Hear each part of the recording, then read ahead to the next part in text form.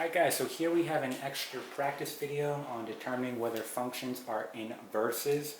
Okay, so we already did a previous video on this, so make sure you check that out before trying this one. Alright, so we know that if we want to determine if two functions are inverses, okay, we're simply going to do a composition. So for example, we're going to have the following. We're going to have f compose g of x, and then we're also going to have g compose f of x. Okay. Notice here we have a little rule: x has to be greater than or equal to 0. Again, we're dealing with a square root. We know that we can't have a negative under there because then it would be imaginary. That's why we have this x greater than or equal to 0. Okay. So what we need to do here is do these compositions, and what it's going to tell us is the following. All right. If I take the composition here and it equals the input value, which in this case is going to be x. Okay. And if I take the composition here and it equals the input value, which in this case will be x as well. So if they both equal x after doing these compositions, that tells me that yes, these functions are inverses. Okay, so let's go ahead and do this. So we're going to go ahead and do this composition. So remember, you work your way from the inside out. So starting with g of x, we're going to go ahead and write that in. So we'll have f and then 2 square root of x. We're now going to go to our function f of x, and wherever we see an x, we're going to plug this in. Okay, so we'll have 1/4. Now here's our x. So this whole thing is going to look like this, in parentheses, 2 square root x, and then squared. Okay, let's go ahead and just distribute this exponent inside. So we have 1/4. 2 squared is going to be 4.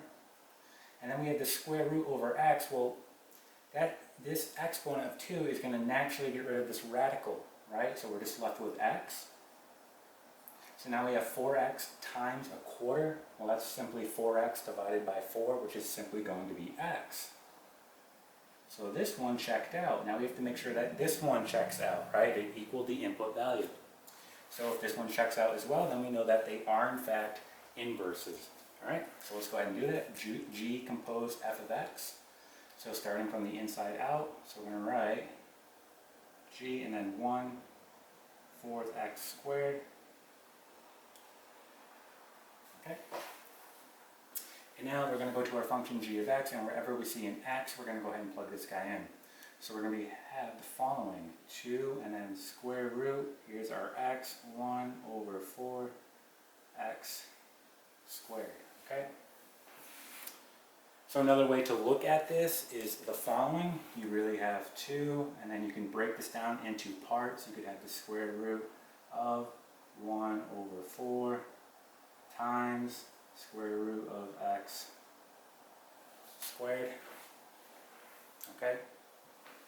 And we can actually go a little bit further. We have 2, and this is really square root of 1/square root of 4 times square root of x squared. Right? So let's go ahead and do this out. We know that the square root of 1 is simply going to be 1. The square root of 4 here is going to be 2. All right, so we have the following. We'll have 2, all right, times 1/2, right? Then times, what's going to happen here? Well, that radical is naturally going to get rid of that exponent, right? So we're going to be left here with just x. So 2 times 1 is 2, and then 2 divided by 2 is 1, so we have 1x, or simply just x. Alright, so again, it equaled the input value. They both equal the input value here, okay, of x. So this tells us that yes, they are, in fact, inverses. Alright, let's go ahead and try another problem. Alright guys, so here's our next example. So again, we have two functions here, f of x and g of x, and just notice our little rule here: x has to be greater than or equal to 0. And that's because we're dealing with a square root, and we know that we cannot have a negative underneath that radical, because then it would be imaginary, right? So we have to put in x has to be greater than or equal to 0. Alright, so we want to determine if these are inverses, so we're going to do the compositions. Alright, so the following, we'll have f compose g of x, all right, and then we'll have g compose of x. All right?